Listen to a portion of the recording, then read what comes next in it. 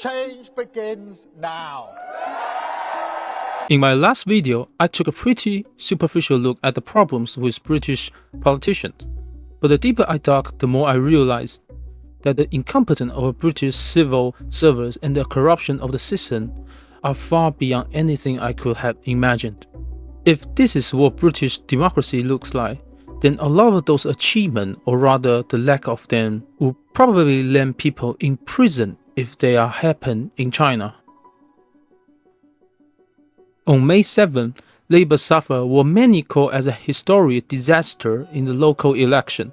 Wales, which have been one of the Labour's strongest strongholds for generations, was almost completely wiped out.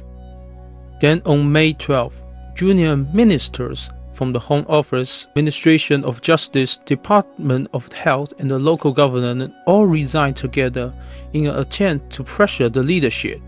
Shortly after, the Home Secretary and Foreign Secretary reportedly headed to the number 10 Downing Street and urged the Prime Minister to consider settling a table for his resignation. On the 14th, Health Secretary Wes Streeting resigned and called for the leadership change, firing the first shot in Labour's internal civil war.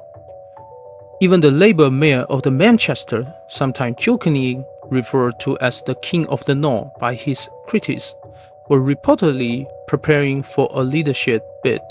Amid all the chaos, Keir Starmer kept repeating that he would take responsibility while refusing to resign. At this moment, history seems to be repeating itself.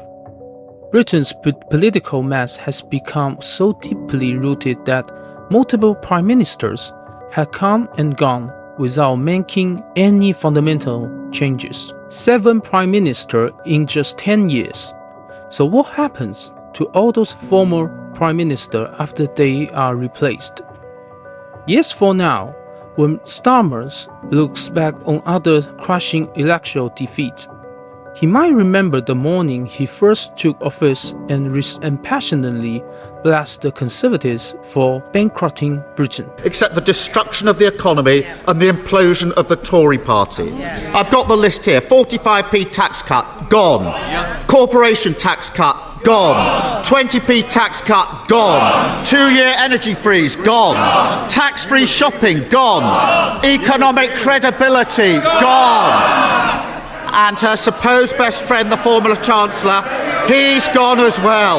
They're all gone. So why is she still here?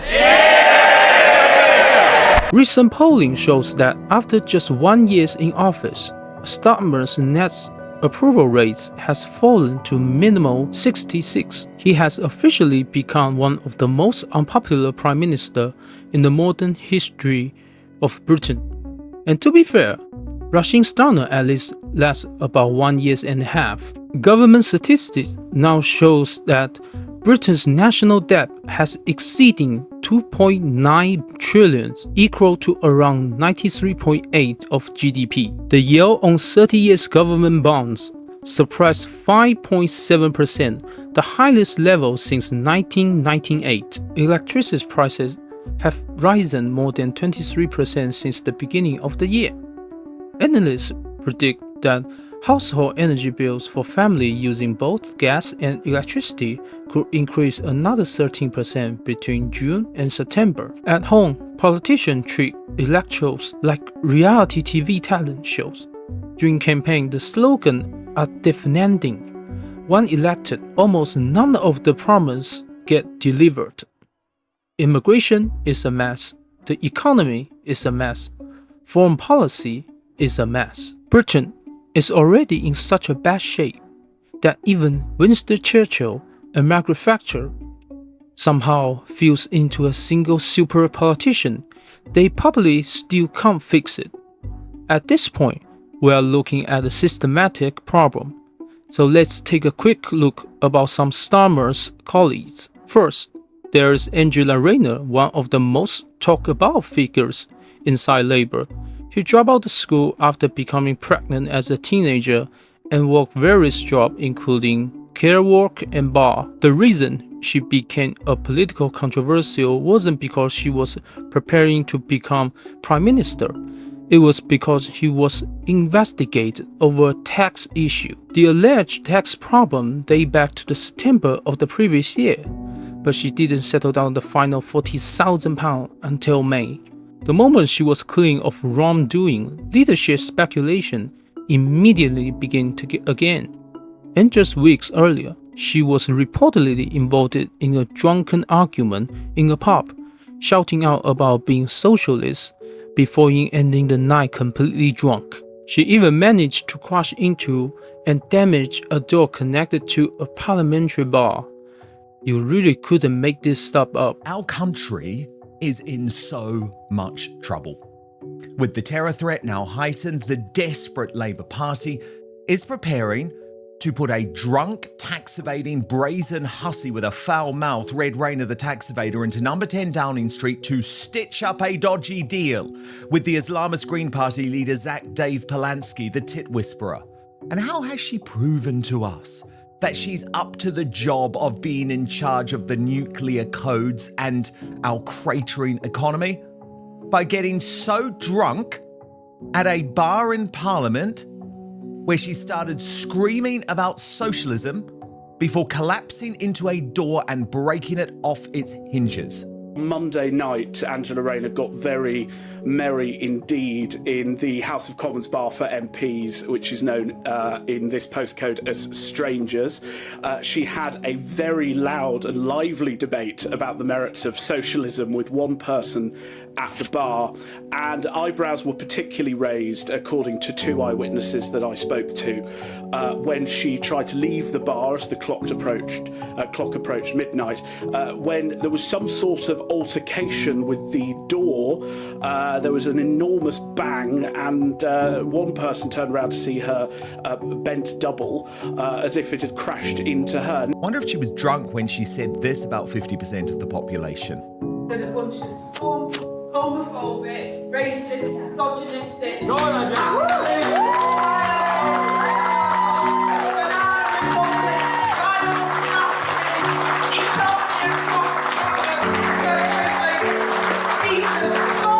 She was definitely drunk, at least in Ibiza.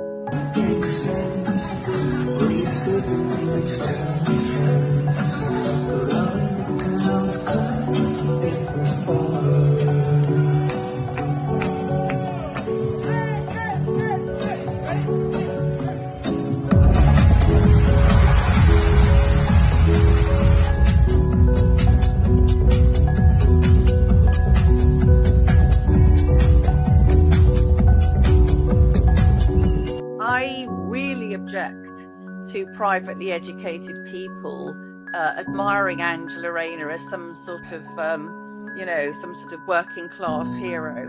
Because the working class heroes I grew up alongside, I was born in a council house, were the kids who, against the odds, tried to work hard in classrooms where the Angelas were in the back row, putting their makeup on, talking about who they were shagging, and generally causing chaos and a mess for those of us who work. Then there's Vaughan Gething, the former First Minister of Wales.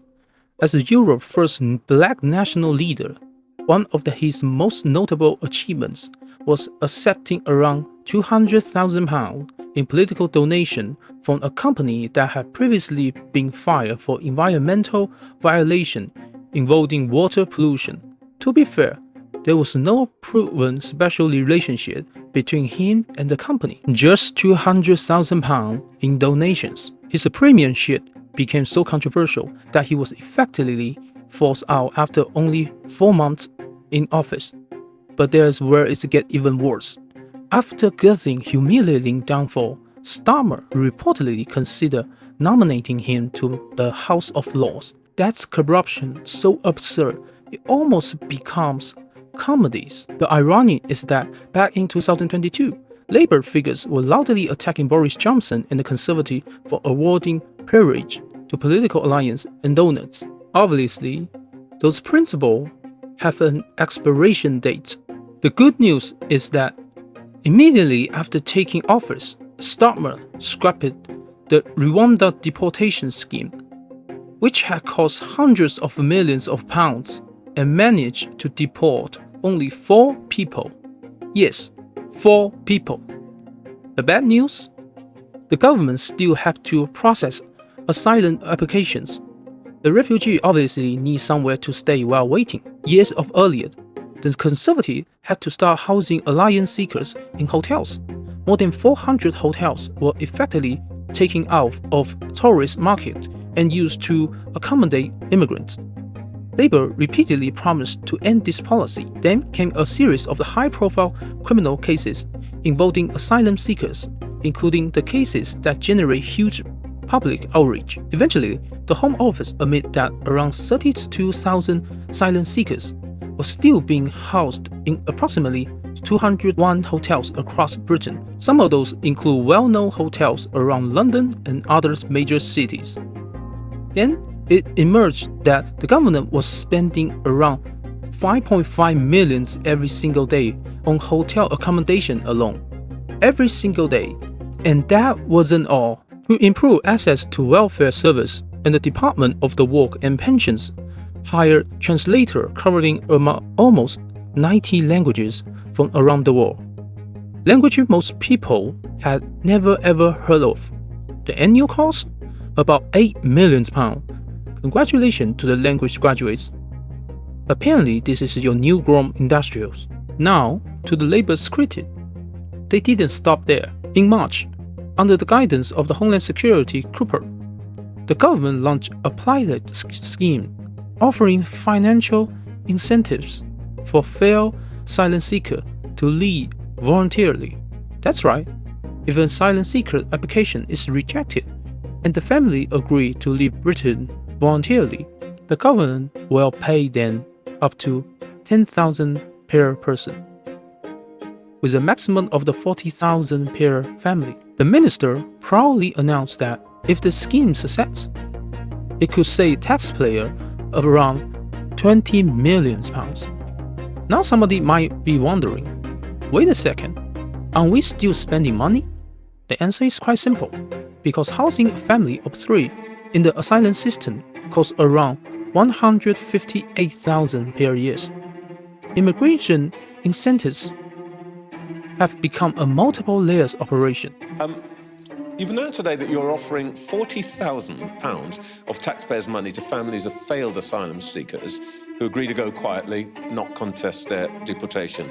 An idea that you've got from Denmark.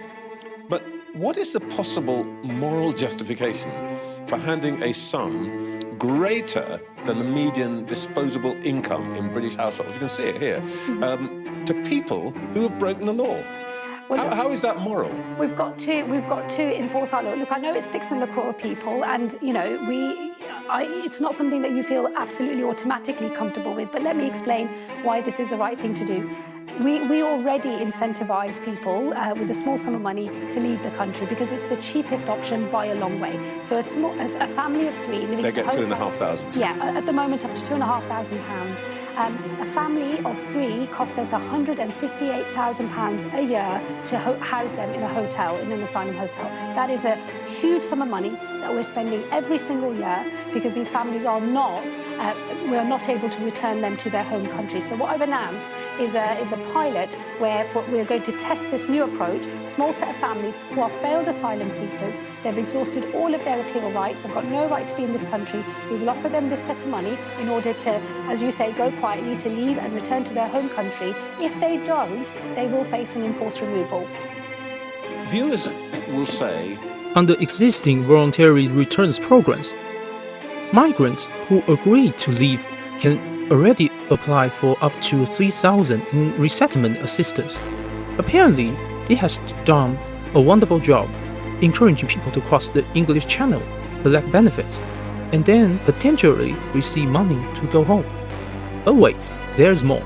The Home Office has been preparing plans to allow asylum seekers who have waited more than 1 year for a decision to work legally.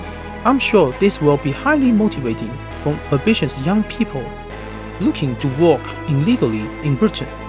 And to help British growing immigrants' economy, asylum seekers arriving after crossing the channel have reportedly been receiving free clothes, shoes, and even mobile phones supplied by the government. Over 3 years, this program cost roughly 4 million. Labour looked at the policy after taking office and apparently decided it made perfect sense. Then in September, the government reportedly considered spending millions more than sandwich, cribs and snack for asylum seeker while their application were being processed. At this point, you are officially allowed to start asking questions. I'm looking into some of the ministers behind those policies, and I couldn't thinking, should British politicians put British citizens first? By the way, one of the minister's other achievements was a prison overcrowding relief program. To reduce pressure on the prison system, inmates who had served only 40% of their sentences became eligible for early release. More than 3,000 prisoners were released in one go. Now you might ask, does Britain have any serious measures to stop illegal immigrations? Actually, yes. In June 2025, Britain signed a one-in, one-out immigration agreement with France. Sounds impressive. So how does it work? For every illegal immigrant Britain sends back to France, Britain agreed to accept one legal refugee from France who has connection to the UK. And naturally, Britain pays the bill. After all, the British Treasury is apparently an infinite money printer. 6 months after the agreement was signed, a grand totally 281 migrants have been returned. And for this result, in 2025, more than 41,000 migrants across the channel illegally, and second highest figure on the record. Somehow, the more Britain trying to stop, the more people arrive. The British Prime Minister Keir Starmer and French President Emmanuel Macron have unveiled details of a plan to tackle undocumented migrants crossing the English Channel in small boats. On the last day of the French President's state visit to London, Sir Keir called the agreement a groundbreaking scheme that will deter others from trying to make the same journey. So I'm pleased to announce our agreement today on a groundbreaking returns pilot. For the very first time, migrants arriving via small boat will be detained and returned to France in short order. In exchange for every return, a different individual will be allowed to come here via a safe route, controlled and legal, subject to strict security checks, and only open to those who have not tried to enter the UK illegally. Well, President Macron of France also maintained that Brexit was a key factor behind the immigration challenges. It's since Brexit that the UK no longer has any migratory agreement with the EU. So for people wanting to cross, there is no legal admission way, nor a way of sending people back after a crossing. And this creates and this is a pull factor to attempt the crossing. This year, another 660 million was reportedly committed to help France authority intercept migrants' boat. The logic seems to be, if we spend enough money, surely somebody will stop them before they get on the boats. Additional intelligence officers and legal specialists were recruited to target that smuggling network. The result? If migrants fail to cross, it costs money. If migrants successfully cross, it costs money. Housing them costs money. Giving them benefit costs money. Paying them to leave costs money. There is no longer plumbing on one hole in a leaking pipe. This is plumbing 5 holes at the same time. And the immigration issue doesn't stop there. Since immigration remains unsolved, Starmer government shifts its attention towards the economy. And this is where things get even stranger. Britain was one of the first countries in the world to privatize its water industry. As energy prices continue to soar, Tom Water, the country's largest water company, has become a symbol of everything that has gone wrong. This private monopoly serves around 16 million customers. Despite being a monopoly, it somehow managed to accumulate nearly 17 billion in debt. Yes, a monopoly, and still barely managed. The company has been fined for sewage dumping and controversial shareholder payouts. So what was the solution? Naturally, consumers were expected to pay more. Last year, the government approved significant water bill increase, but Thames Water decided that wasn't enough and appealed for even larger rise. Despite growing public outrage and rising complaint, prices increased by more than 30%. And somehow, this was presented as a finance responsibility. You want to know why the UK needs change? How about a list of all the ways the UK has failed? You know, when you say these things out loud, it's quite unbelievable. Absolutely unbelievable. We've failed to protect our children. That should be enough right there. That should bring the country to a standstill. But it hasn't. We failed to protect the mothers of said children. Women aren't safe on the street anymore. We have failed to secure our borders. We're an island. We should be able to secure our borders. We have failed to support our veterans. We have failed to have a decent, fair and working welfare system. We have failed to take care of people who need urgent health assistance. Waiting lists are ridiculous. We've failed disabled people. We have failed to uphold our culture and our beliefs. We failed to cut foreign spending. We failed to cut national debt. We've failed in inquiries. We've failed to hold MPs responsible for their mistakes. Our justice system has failed to be fair and impartial. Our prison system has failed to keep prisoners in. In fact, we're actually letting them out by mistake. We've even failed to keep the quality of our roads to a decent level. Our fucking roads. We've failed to protect, to shield and to listen to victims of various different crimes. We've failed to reduce energy bills. We've failed to protect the homeless. We've failed to keep water bills down. We have failed in so many areas. And you wonder why we need change. Come on. Let's face it, that list is not exhaustive. Let me know in the comments any more things you can think of that the UK has failed at. Anything you disagree with in that list?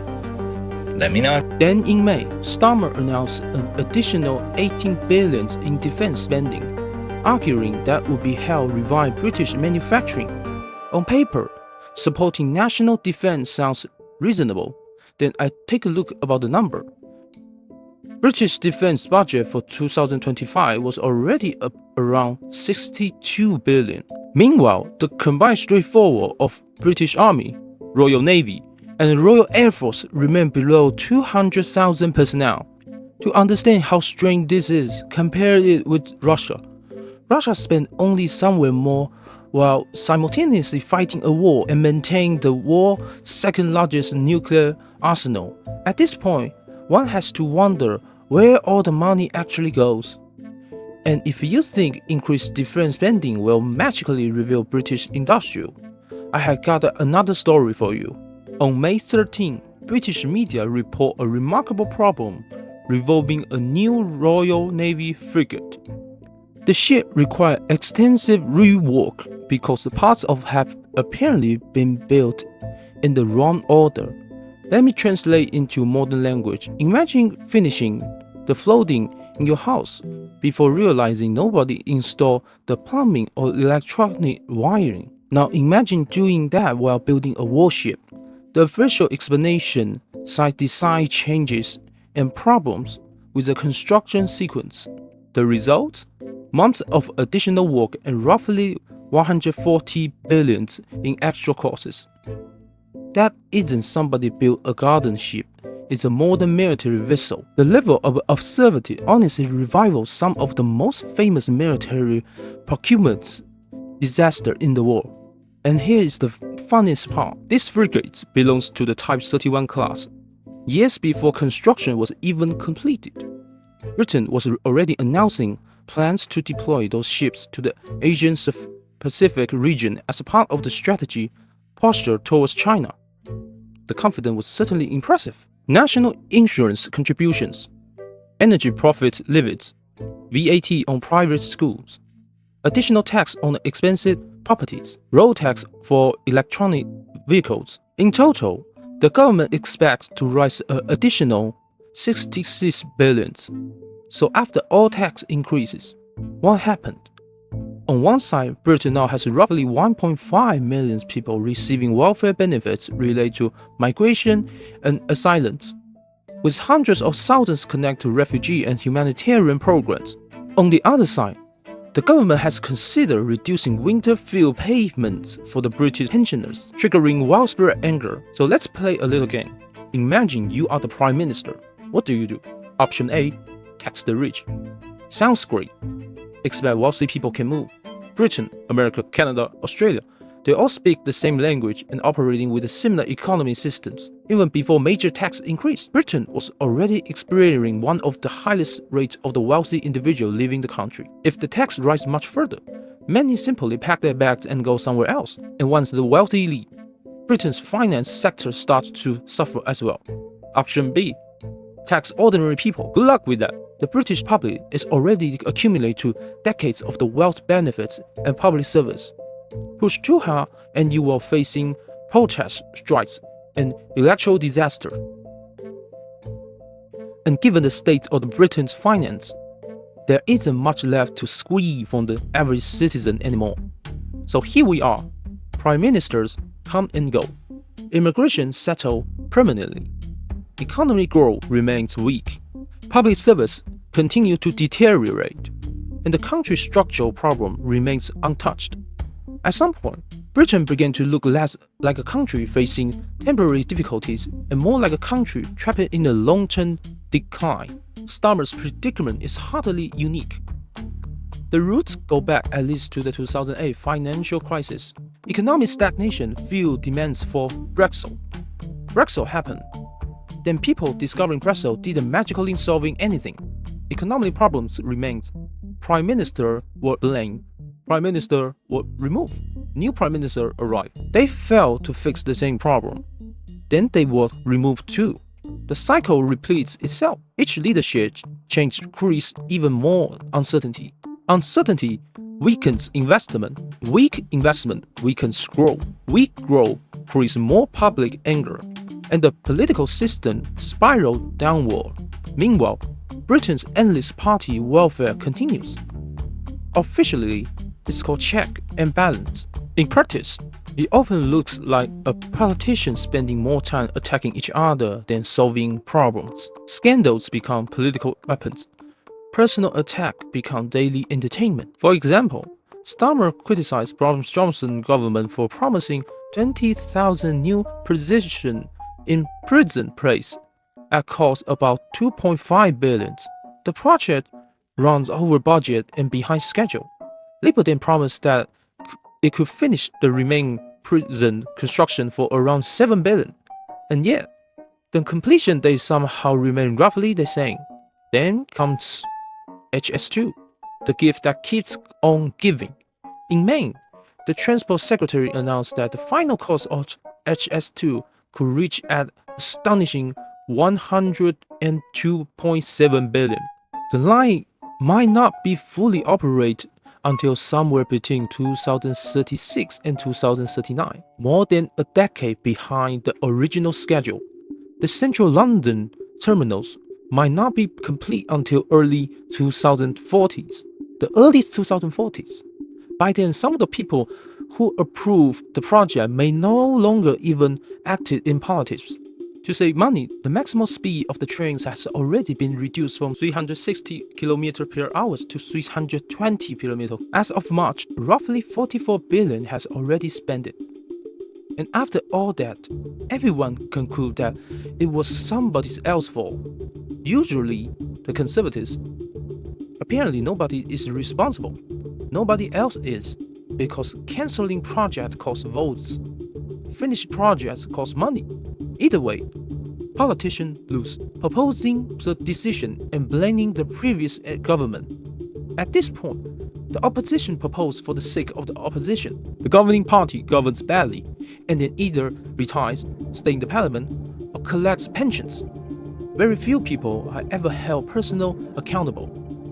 Can a country really thrive under a system like this? That brings me to one of the final stories. On May 11, Starmer announced plans to nationalize British Steel, which is currently controlled by a Chinese group. Many people were confused. Has Britain been talking about improving relationship with China? The answer is very simple. China side report conclude that the parts of the business were no longer profitable and want to shut down blast furnace operation while importing steel from China for processing. But Britain's government panicked because British steel represents something far bigger than a simple company. It represents the story of Britain's industrial decline. Back in 1945, after winning the general election, Labour processed legitimacy that merged multiple steel companies into a state-owned national steel industry. 2 years later, Churchill and the Conservatives returned to the power and reversed the nationalization. Then Labour came back. Nationalization returns. For decades, Conservatives and the Labour turns shaping the industry according to their own political philosophies. Meanwhile, Britain's once world-leading steel sector gradually became less effective, less competitive, and increasingly burned down by political interference. Eventually, manufacture privatized, and the ownership passed from Britain to foreign companies. First the Dutch, later the Indians. Eventually, the company collapsed into bankruptcy. Only then did Chinese companies step in and acquire it. The reason this struggling company still matter is simple. It operates Britain's last remaining blast furnace. If the furnace closed, the birthplace of the Industrial Revolution will become the only permanent member of the EU Sector Council, incapable of turning iron ore into steel on a large industrial sector. Think about that for 1 second. The country that once dominated global industrial now risks losing the ability to produce one of the most basic industrial materials. That is modern Britain, a country still called United Kingdom, though increasingly divided. A country still claiming great power states while struggling to maintain basic industrial capacity. As for Labour, when you are governing the party, if you cannot solve the problems, you will eventually become the problem. Starmer didn't win because people love Labour. He won because people hate Conservatives even more. Now, economy growth remains weak. Taxes continue rising. Energy prices remain high. Living standards stagnate. People look at their shrinking wallets and slowly begin to realize that perhaps the two major parties ain't all that different. So they start looking somewhere else. Fortunately for British voters, they have more options than American voters. Enter Reform UK, a party that only had a handful of the seats of a few years ago, a party led by Nigel Farage, a man with virtually no governing experience. After his electoral process, Farage declared, "We are going to completely reform UK." To be fair, every British Prime Minister says something similar. Every single one promised transformation. Every single one promised new votes. Every single one promised change. The real question is not whether they want to change Britain. The real question is whether Britain's political system is still capable of changing itself. And judging by the last decade, it's becoming harder and harder to believe.